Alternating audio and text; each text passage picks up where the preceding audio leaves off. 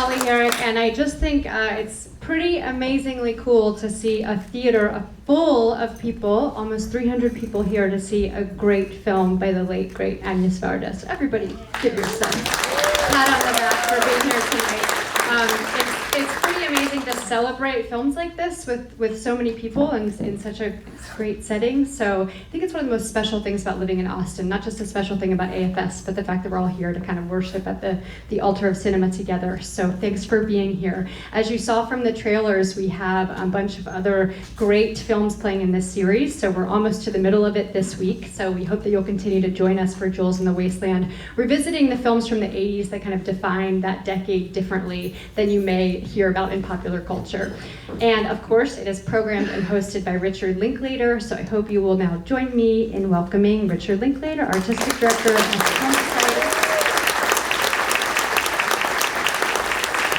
And to remind you, we will be here afterwards. Part of this series is that we talk about the films afterwards with you. As I think Criterion said, these conversations are very, very, very casual. I think they use three berries, so which is great. What we're doing is involving you in those conversations, so we want to hear what you think about the films, and we'll be here on stage afterwards. So thanks for doing this, Rick. Oh, thank you, Holly, and I so look forward to talking after with Holly, francophile that she is. You know, when we booked this film, I wanted to see this again for many years. I saw it twice when it came out, back at the Varsity Theater, and I haven't really seen it since. It really left an impression on me, but I realized I hadn't really seen it over the years. So it was definitely a title we were trying to get for this series. So it was one of the reasons we did this kind of addendum to the series, was to see Vagabond again. And when we booked it, I had no idea it would be our memorial screening to Miss Varda. That she passed away, as you all know, in late March. So this is our tribute to her. A quick coda from how many of you were here last week for Local Hero? Okay, that's just enough that I won't waste too much time, but Joe Dishner let me know one really interesting fact. Who was Bill Forsythe's first choice to play Happer, who Burt Lancaster played? Willie fucking Nelson. Can you believe that? It would have been a whole different movie. He knows Dennis Bishop, who was the production manager for the Texas wing of that. And apparently Putnam and Forsythe went backstage at Billy Bob's in Fort Worth, the great venue of that era. And Willie's security team, you know security teams, they're always assholes. They treated him poorly, these British gents. And they eventually got a script to him, and Willie called up and said he wanted to play it, but he had already gone on to, he said no.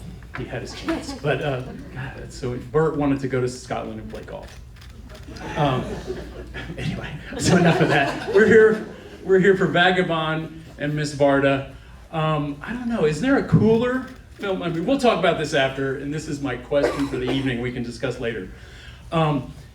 Is Agnès Varda, is she the coolest filmmaker ever? I think she might be. It's a short list, and I know she's on it. I'm just wondering if she's at the top, or even as a older lady, and she had a great 80s. She started young, and she was making films to the very end.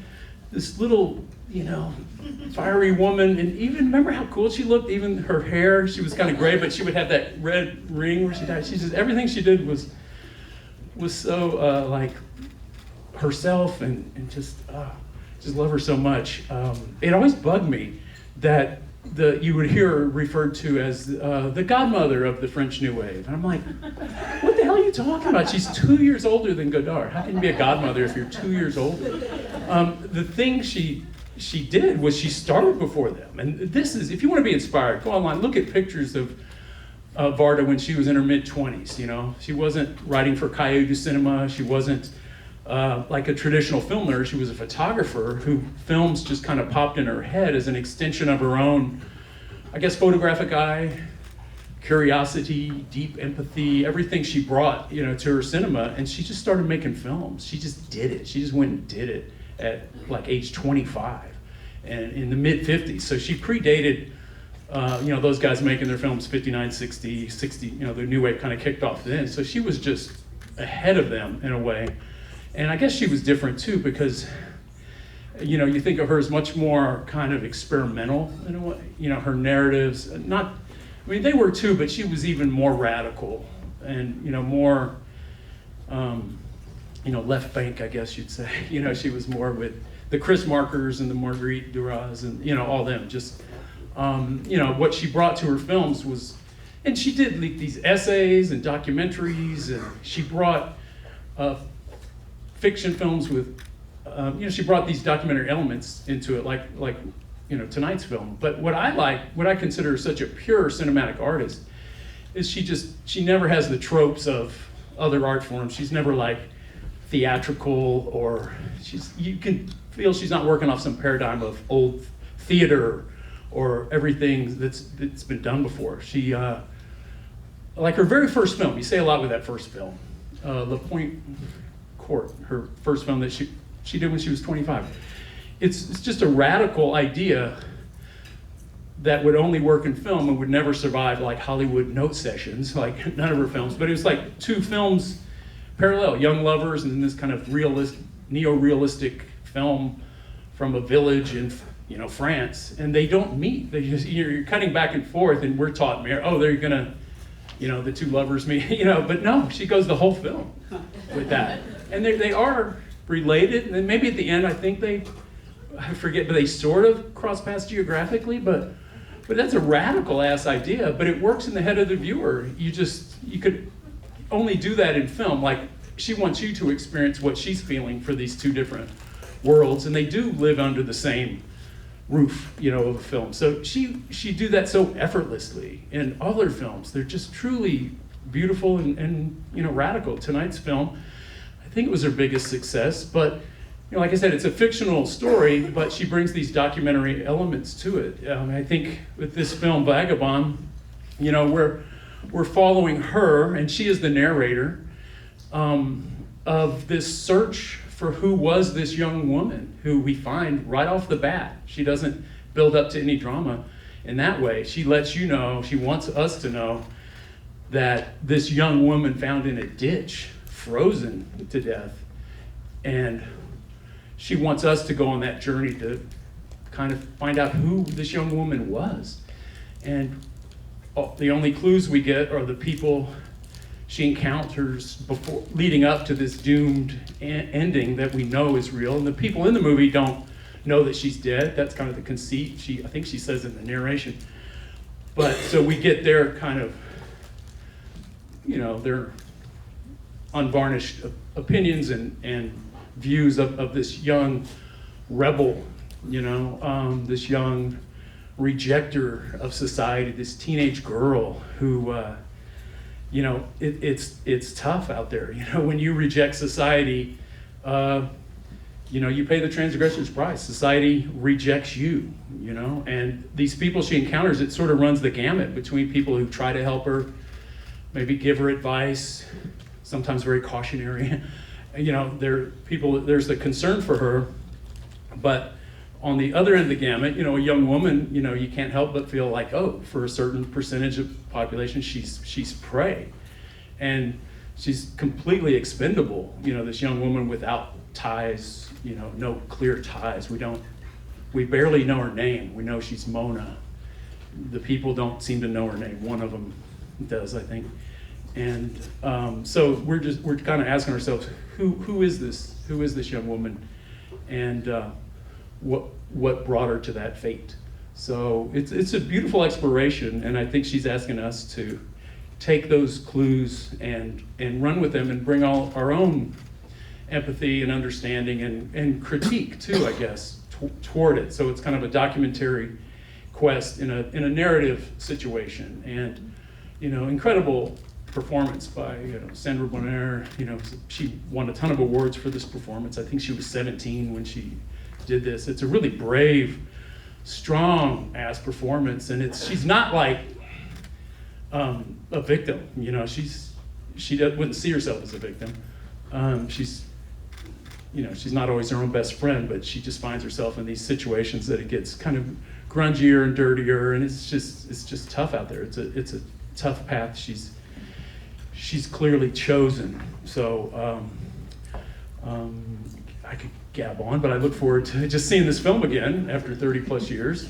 And I'm really just, so curious to see what we all have to say about it after. And like I said, I look forward to being up here with Holly after. So, okay, thanks so much for being here. We'll talk to you after.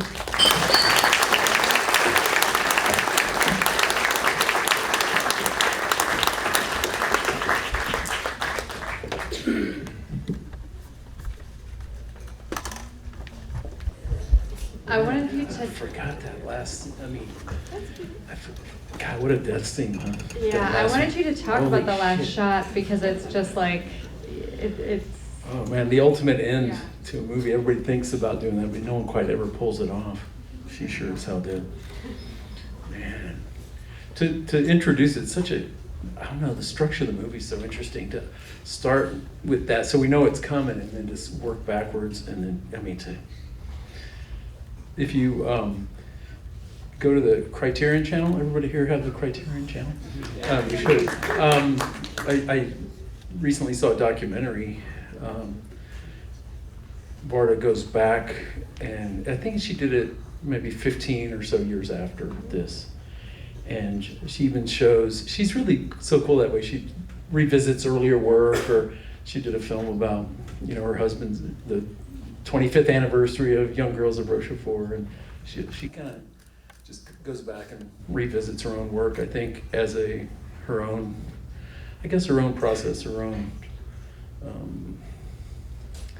I don't know, It's sort inquiry of like into, her art and life are they're so layered in this intertwined. way, and so her revisiting of the films is like revisiting a different and self. old friends, so many of the Yeah. actors in this movie are people she met along the way. I mean, she's such a on-the-ground artist, like she met all these people and incorporated, a lot of them are playing some version of themselves, non-actors. The the guy who's a philosopher, who's the farmer, he really was that. The Tunisian worker, she revisits him, and at that time she thought he was pretty lonely. He was kind of alone and working. And however, 15 years later, he's got a wife and 3 kids, and so it's really a sweet movie. But she said she did 2 takes. That's the kind of scene you would really ask an actor if it worked, if there was nothing wrong technically, you would want him to do that once, maybe trip and fall in such a realistic way that looks like maybe that is an injury on top of freezing and everything else that's wrong with her. But she did 2 takes, and she showed that she found the take she didn't use and explained why she used that one.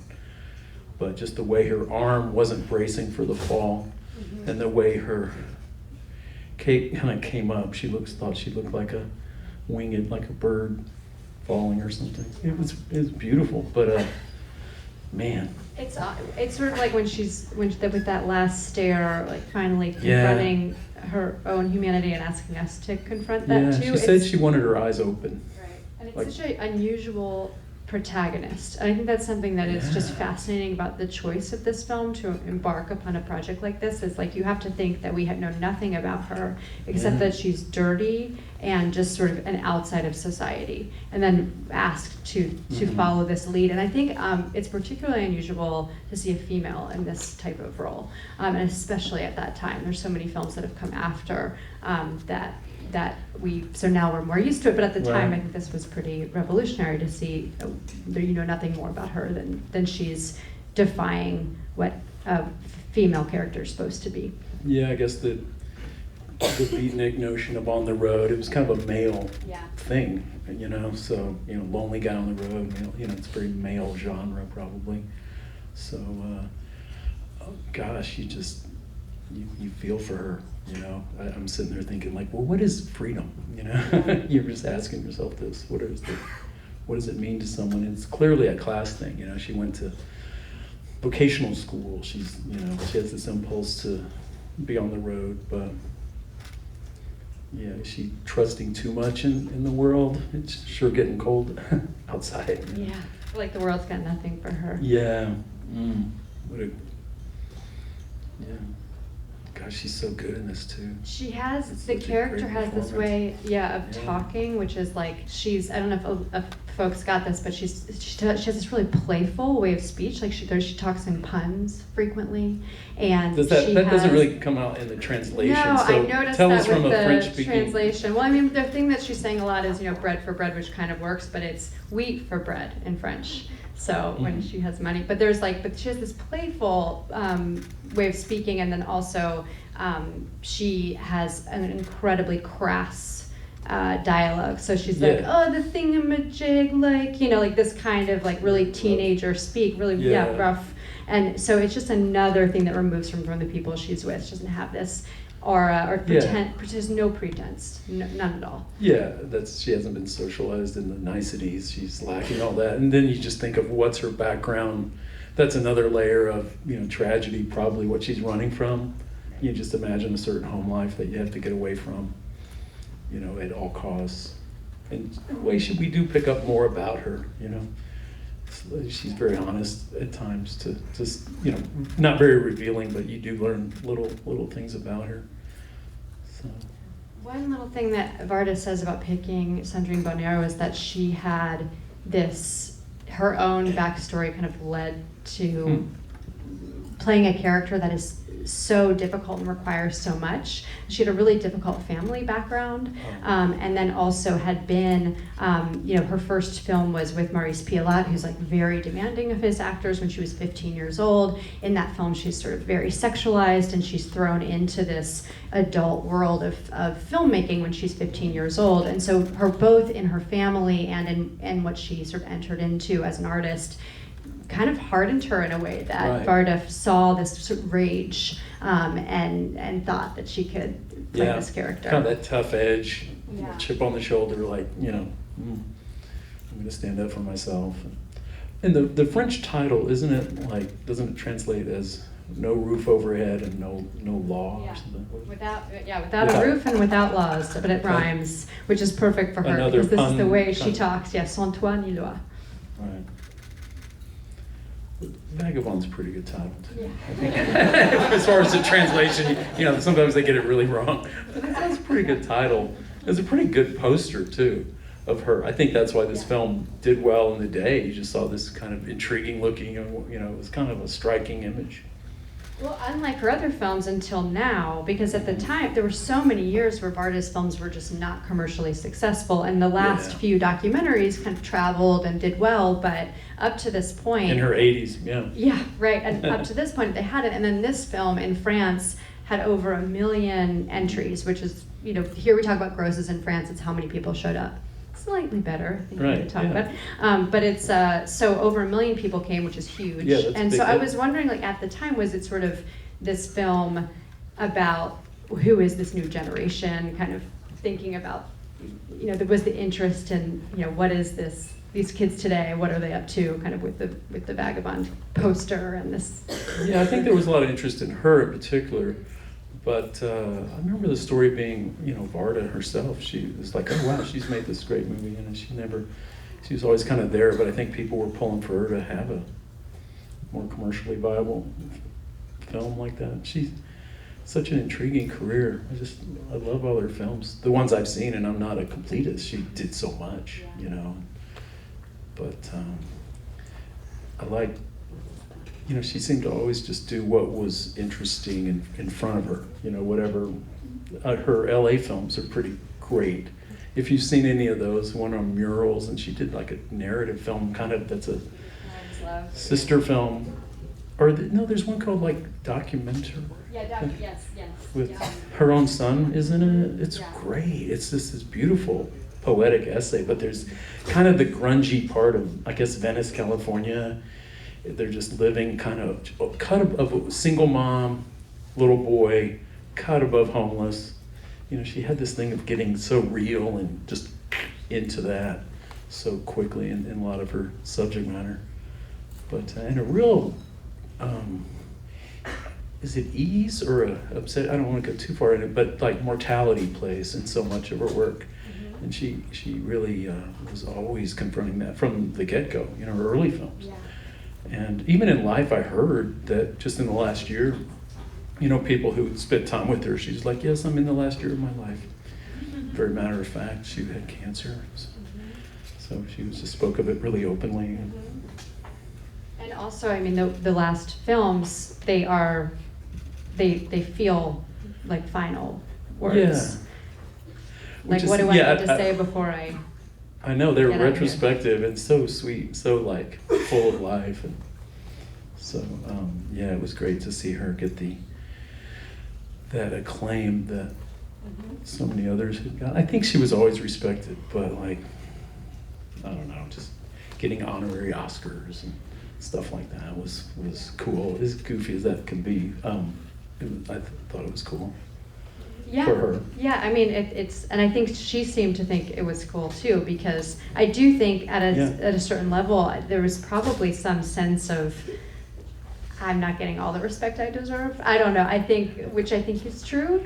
I think she was so classy, she didn't say that, but how could she not? Right. Look what went to the men of her generation and didn't go to her. Look at the credit she didn't get. Look at that. But she seemed to wear it. She seemed to. It was like she had more important things to worry about. Exactly, than credit. exactly, yeah. You said you YouTubed it? You saw her? Yeah, her receive her governor's award. I was actually, I was there, I had to be there, I didn't want to be there. That was a silver lining, right? Yeah, that was goofy, but I was like, oh, Agnès Varda and Charles Burnett were getting honorary Oscars.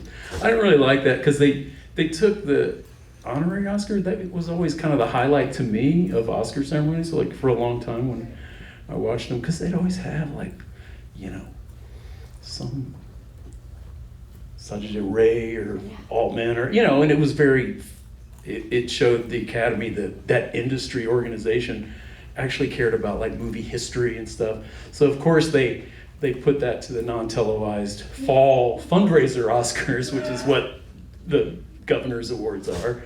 It's just kind of a private industry thing where they buy tables and you kind of have to, film people with films out. Kind of, I don't know. I'm a little cynical about that. And then, audiences giving standing ovations to artists they've seen none of their films. I was sitting next to a guy, and here's Charles Burnett gave a wonderful speech, and everybody's giving him a standing ovation. I'm like, how many people in this room have seen Killer of Sheep? Like 4%, tops. That's how I felt a little bit about Varga.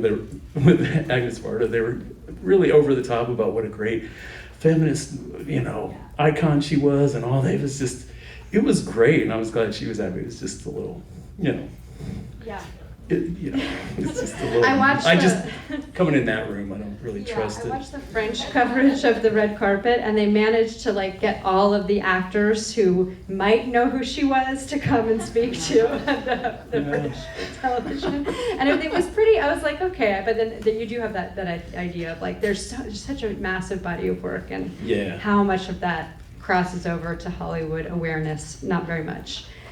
Well, since you don't, obviously, since you're not making them money, if you're not cracking that too much, you're not really real. But, with her passing, as sad as that is, I think it does kind of wake some people up to go, oh, maybe I should go back and check out that work. Why is everybody talking about her? Or why is this outpouring? So. Yeah. I mean, I think her work is it's groundbreaking on so many levels, but the thing that always engages me so much when I see it is how she just envisioned a different type of personhood or characterhood, I guess, for female characters. It's just the way that she says there's a full life behind this person. You can't just have this female character serve this particular role for this story. That these are full person and life here, and in a way that is really revolutionary. And I think particularly in the next film is Jane B by Agnès B, and it's Jane Birkin, who is everyone knows as a model and a muse, and she takes that muse piece and she completely turns it on its head playfully by creating these portraits of Jane Birkin that go so much further into who Jane Birkin is as a person and sort of strip away the superficial aspect of her. And I think you can see that it's a very direct way that she does that in Jane B, but it happens in every film. Well, just her presence, you know, what she's doing, the story she's telling, just that alone, insisting on that. Because let's face it, the history of cinema is mostly, you know, women are projections of men, or they're serving a narrative purpose in relation to men, but it's not all about them. Or if it is, it's some weird male projection of a type, or, you know, you never really get a lived in, I mean, you do, but not, you know, to the extent that she's offering up. Yeah, and she challenges that conceit, you know, in Cleo from 5 to 7, like that's a great, you know, way of saying here is the female character that you're used to seeing now. We're gonna take that superficial piece away from this character. And the guts to have such an imperfect, you know, flawed character. If this would have been done by most men, they would have kind of gone the other way and made it very sentimental and made her, you know, much more sympathetic, and, you know, by the book. And, you know, she just is like, fuck that. You know, she's a really complex person. We don't know why is she shooting herself in the foot here? Why she grants her the full spectrum of human complexity that is rarely offered. So, and she wasn't like I don't think, you know, she wasn't like and she came through that era, 60s, 70s. Yeah. But I don't know if she wasn't like a feminist, like theoretician, or, you know, she wasn't that, but I think just her presence, I mean, she was that, and she just wasn't, and she's definitely political, you know, she made a lot of political movies, her documentary, she did a film on the Black Panthers, she did a film on, you know, she was out there and into it, you know, whatever grabbed her interest and she was passionate about. But I think she was so strong she didn't have to, you know. Yeah, it's more like the idea of personhood. Yeah. That you know, this isn't. I mean, it's so beyond political to deny somebody the full existence of being human, and to her, that's the great pleasure of making art, is the complexity of and difference that you find in each person. And I think that's sort of why we get all these lonely characters, because it's sort of like everybody's an outsider because we're all so unique, and you see that again and again in her films too. Yeah, I just love her approach to people.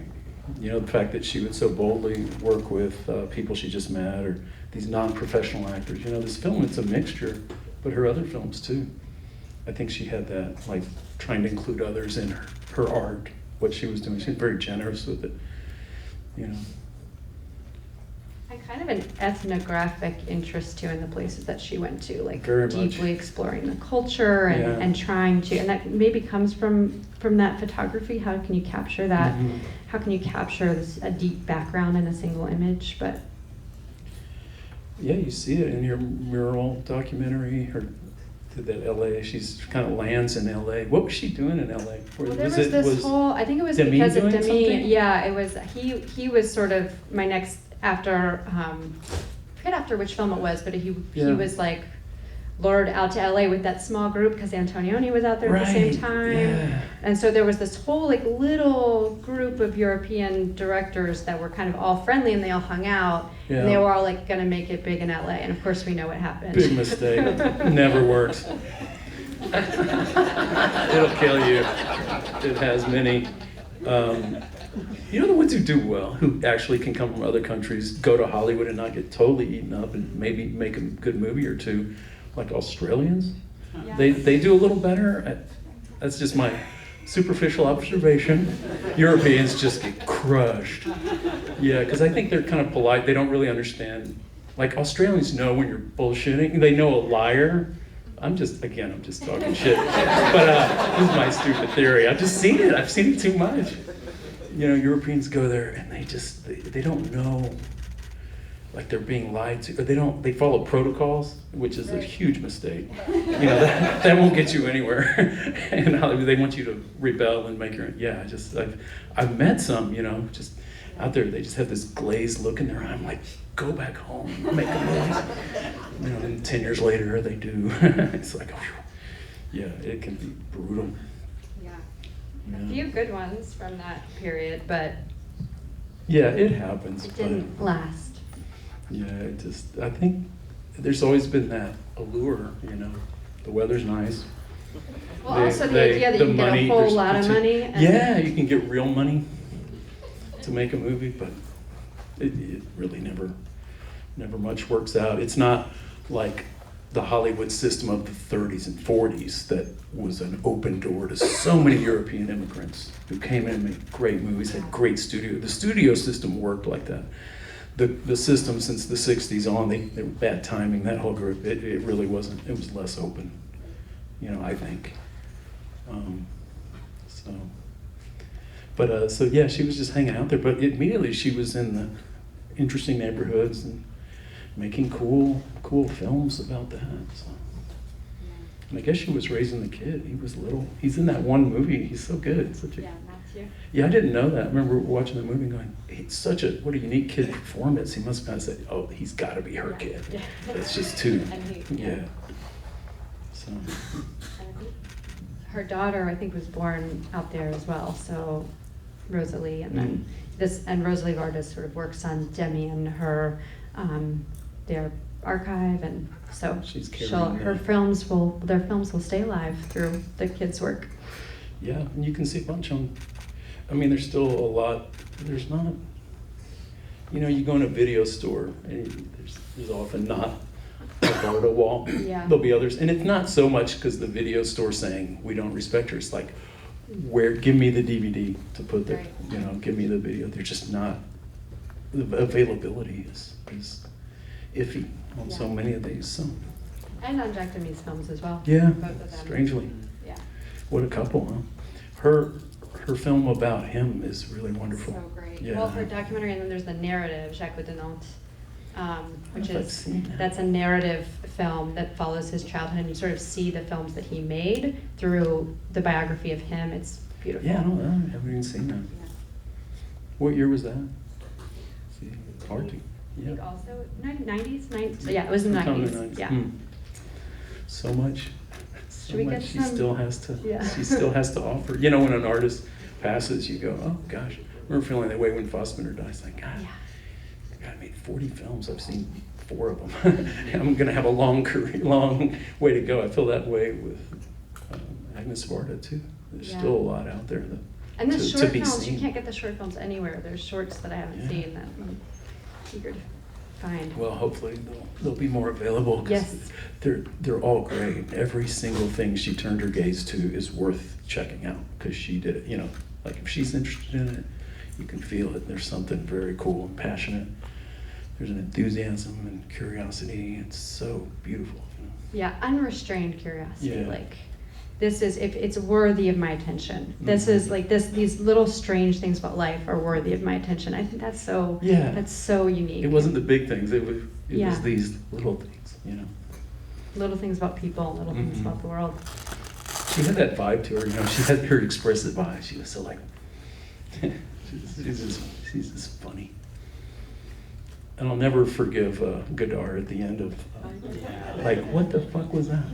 Anyway, just that he made her feel bad. I was like, what an asshole. Yeah, for those of you who haven't seen Faces, Places, we won't give it away. But I don't know if it's the final it's thing. not, but you are kind of leading up to yeah.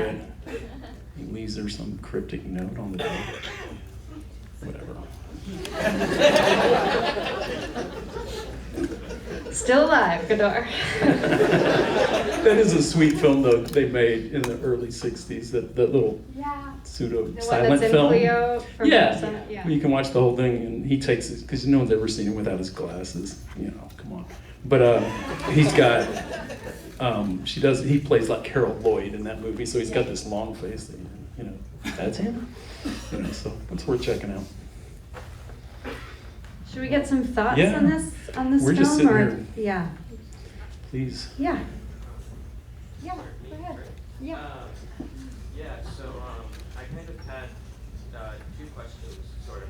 So she starts off the movie by like kind of saying that she thinks she came out of the ocean, right? Do you think that there's like some sort of like religious theme there? Because that's how I sort of took it, but I didn't think the rest of the movie matched up with that necessarily.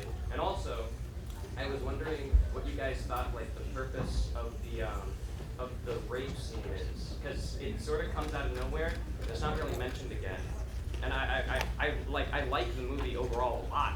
I just wasn't sure about the placement of that scene in particular. So comment for the camera about the her coming out of the ocean in the beginning, and then the I rape think she scene. had a conscious visual metaphor of her coming out clean, ocean, you know, clean saltwater, you know, out of the ocean clean, and then look how progressively grungier and dirtier, and then the final insult when she's attacked in that town by those tree people and the wine, whatever that ritual they're doing in their community. But look how she's at the end, you know, so I think she saw that as a through line of she just got progressively dirtier. So I guess you can't start any cleaner than coming out of the ocean nude, you know, so. But I don't think that's religious. It didn't have any of that in my thinking. No, I didn't read it that way either. Nah. I don't read too much of her stuff as very tied to religion. Any She's sort of kind an of- outside Yeah. of traditional symbolism thinker. Yeah, she's just like what makes sense to her. Mm-hmm. And the rape scene is all the more horrific that it's just another day in her life, you know? Someone like that has no recourse. What, she's gonna go to the cops and they're gonna do anything for her? Hell no. You know, just how vulnerable she is. And I don't think she had to show, you know, it is weird the way it just kind of pans away and you're in a tree like that, but. Yeah. Yeah, it's like it's just so much indignity that Yeah, this lifestyle has to endure. And I mean, I think, and there's these different little indignities along the way, sort of her Yeah, being always. a Yeah. being a object, you know, for the people who are incredibly nice to her, she's still really objectified. yeah, she's this other. Yeah.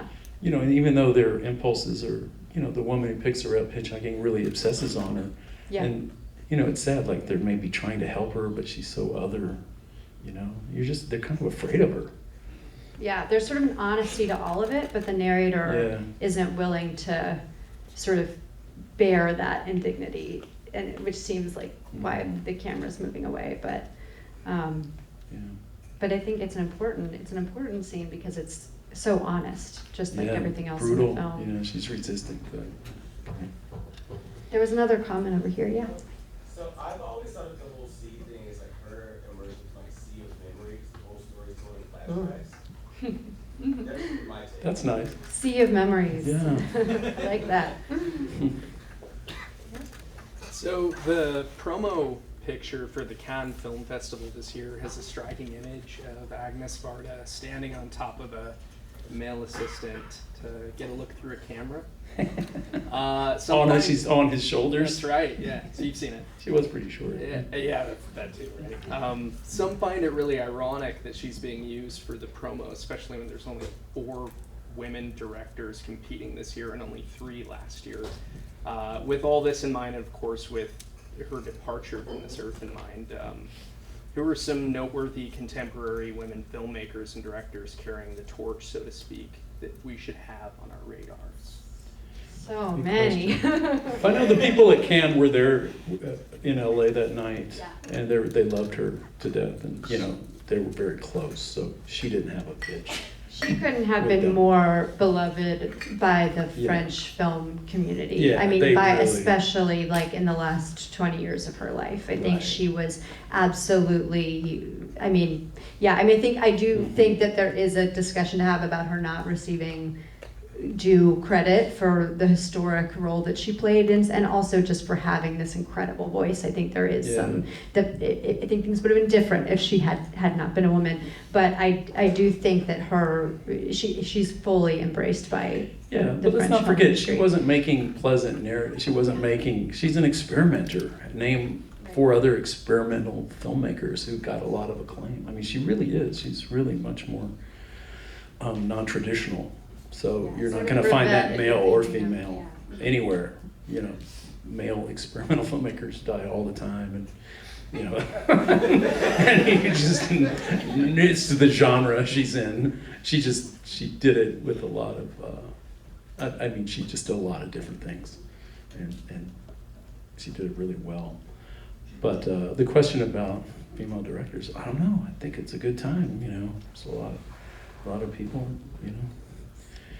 There's so many French female directors too, Yeah. and the industry has done such a great job. Well, not such a great job, but there's like a lot more new female directors coming out. I don't know why enough of them aren't at Cannes. I It's mean, a good time. Celine Yeah. Sciamma is there this year. She's amazing. We've had Claire Denis, who's the president of Uncertain Regard, who has been many Yeah, times. Jane Campion's won Um, awards. She's yeah. been the head of the jury. You know, she's so great. There's a few that make it, but it's true that Cannes is just this odd Sophia situation Coppola's- where they she's only done have well. yeah, Yeah. with the female director. It's odd that it continues to be such a the competition continues to be so male. It doesn't make a lot of Yeah. sense. But I mean, that goes back to the worldwide industries. You got to put films up for, you know, I doubt the submissions are 50-50, put it like that. That's true. You That's know, true. so- But other festivals have done just such a better job, and there are those films out there. And then, like Yeah. when Claire Denis makes a film and then it's not playing, it's just I don't know. Sometimes you never know. You never Yeah. know unless you're inside. And the I don't know room, why but- that festival's any more special than any, you know, whatever. Yeah, that's true. I don't like that festival that much. A couple more comments, yeah, right down here. Take you and then, yeah. Oh, good. Mm-hmm, sure. Oh, I just, when you talked about the documentary field, there's one interesting aspect that the caretaker seemed to break the fourth wall. Like you weren't interviewing her, also she just stopped and addressed. When Yolande Moreau, with Yolande's character, when she's Yeah. doing direct. She just kind of like turns and it actually addresses, whereas the other characters just seemed like they I were know. being interviewed. You know, it's funny how They were like actually talking. I had forgotten in my mind 30 whatever years later, I thought they were all direct address. I guess since there's few, and then I realized watching the film, oh, actually they're in kind of narrative situations. They're with someone, or they're not actually documentary. They're just like, and then a jumping off place for the flashback. So it was odd the few times you did get a direct address to camera. So my favorite is the very last one, the Tunisian, you know, guy, where he doesn't say anything. He just smells it and looks at it like, oh fuck, I know it's coming. Oh, those eyes, man. I think it just is character by character, right? Because she's the type of person Yeah. that's almost like it's almost like she's walking around that house talking to herself, because the lady is also kind of talking to herself. So they're Yeah. like existing on their own, and so she's got to talk to somebody. She might as well talk to herself. What a great scene with old Granny, as she calls her, who can barely see. I love when she finally gets close enough. You're not. She's great. In that documentary that you should see about this movie, 15 years later or whatever, she does talk about that actor who wasn't an actor. She had put her in a photo thing. She was the only elderly woman who had agreed to be photographed nude or something, and they show a picture. And then, yeah, she just liked her and wrote her a letter, said, hey, I have a part, will you play? And she's like, yeah. So it's a little mini tribute within this documentary to her. So it's good to like take that in, I think. There was another comment? No? Let's see. Yes. Person, yes. Yeah. Okay. So I'm heavily invested in the subject between pilgrimage and a wandering. And I feel like that's really illustrated in the dichotomy between the philosopher and Mona. And he has this really great line where he says, you read trash, you're still a dreamer. And I was wondering if you had any commentary on the state of the dreamers when this was filmed.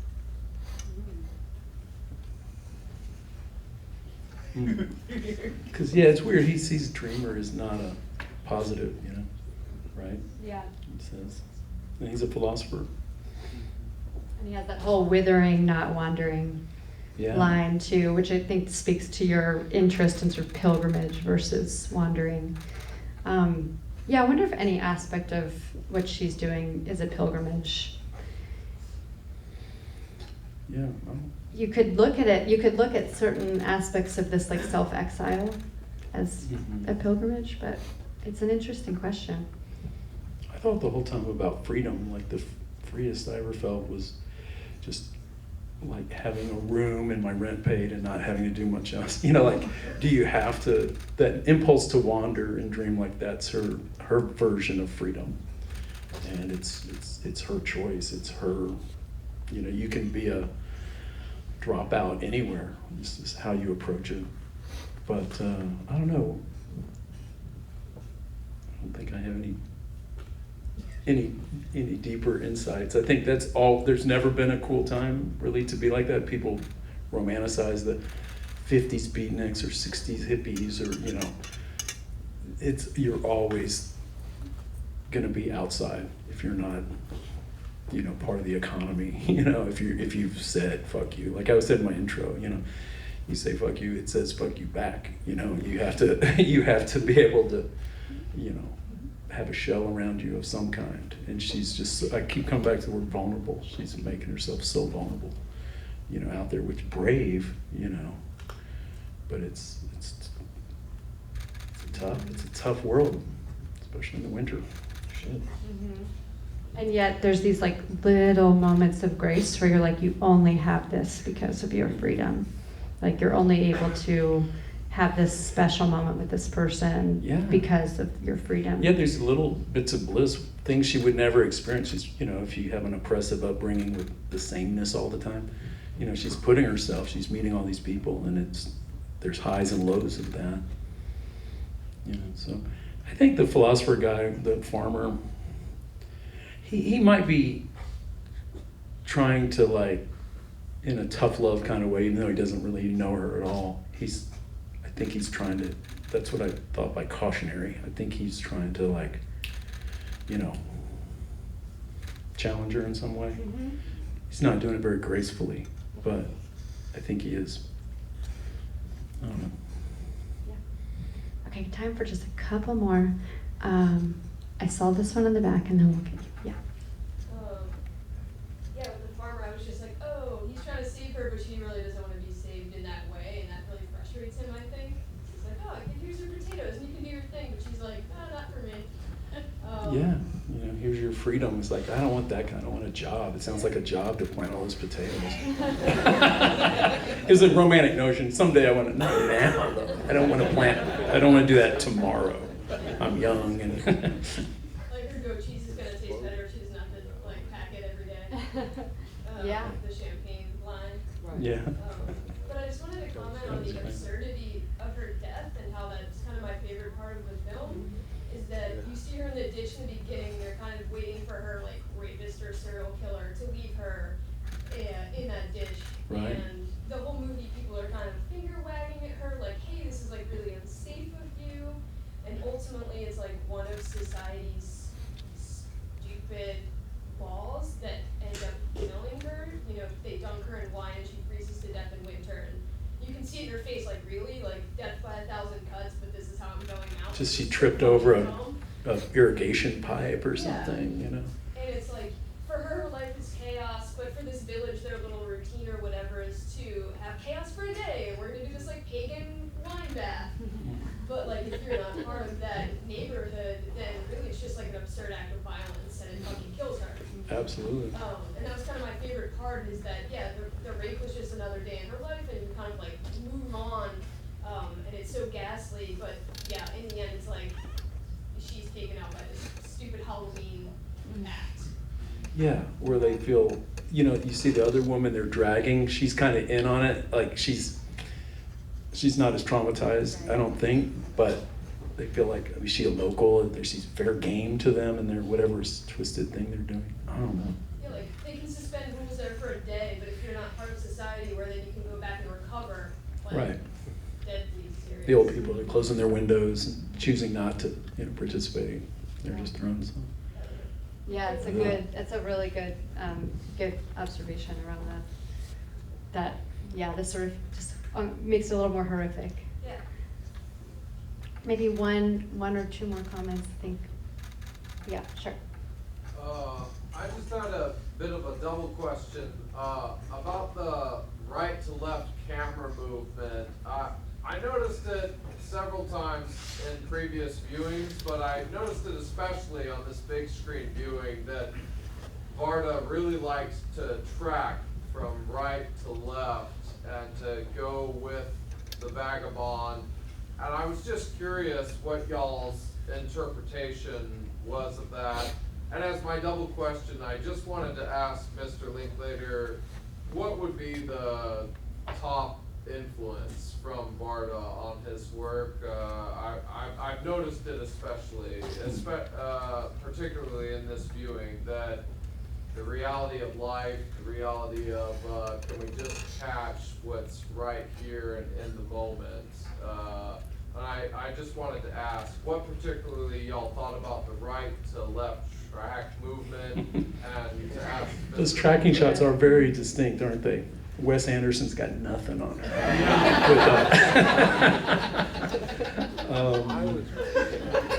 You know, in that documentary I keep talking about, she talks about when they felt that tree. You know, they had one take at that. You know, she said the timing had to be perfect.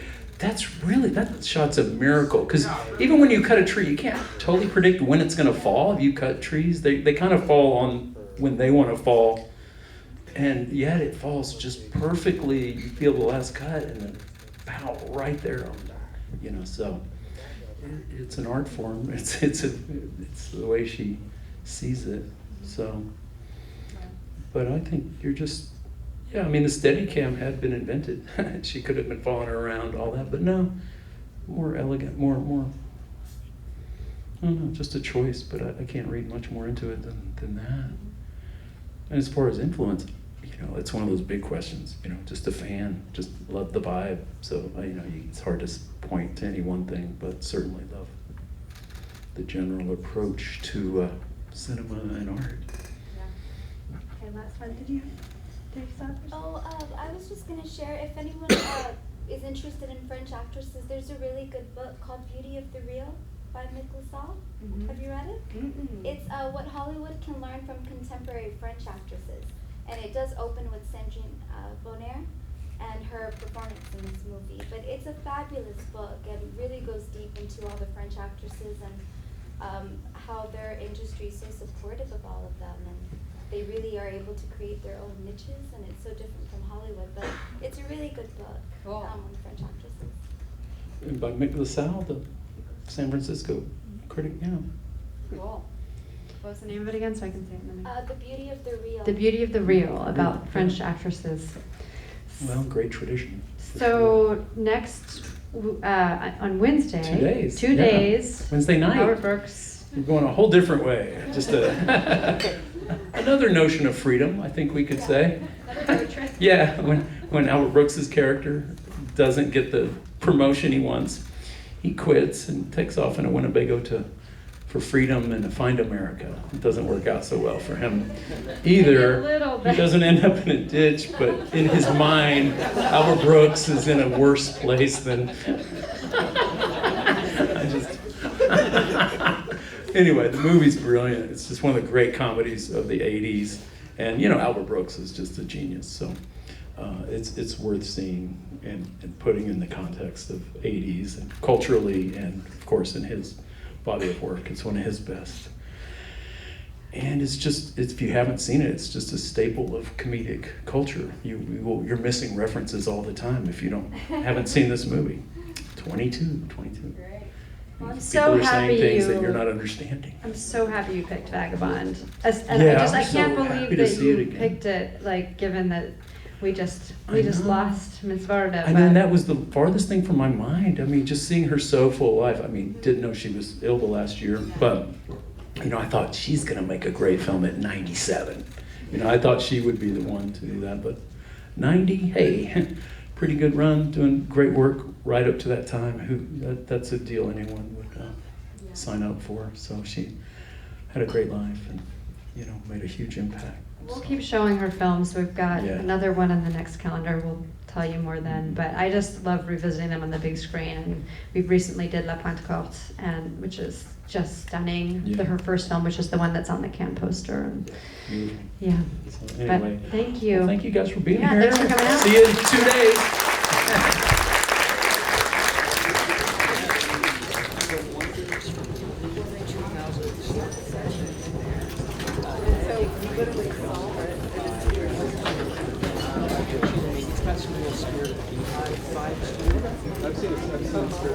Yeah, The Wonders from Italy 2014.